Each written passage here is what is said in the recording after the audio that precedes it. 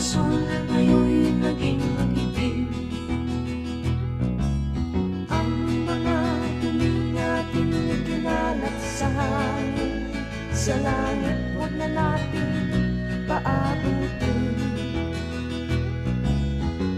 upang kung tayo'y pumanaw man sa sariwang hangin, sa langit natin matitikman. Mayroon lang akong hinihiling, sa aking pagpanaw sana'y kakulan.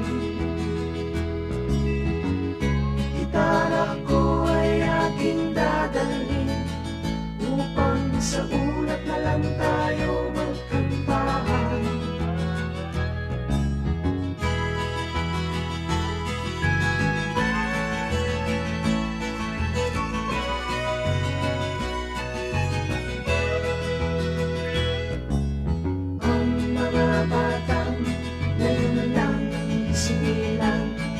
May hangin pa kayang matitikman,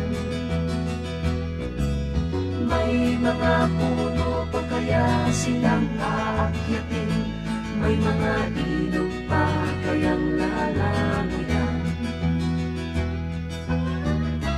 Bakit di natin pag-isipan ang nangyayari sa ating kapaligiran? Masama ang pag-unlad kung hindi nakakasira ng kalikasan. Darating ang panahon, mga ibong dala ay wala na madadapuan. Masdan mo ang mga punong dati ay kay tapat, ngayon'y namamatay dahil sa ating kalokohan. Lahat ng bagay na narito sa lupa, biyayang galing sa Diyos kahit ika'y wala pa.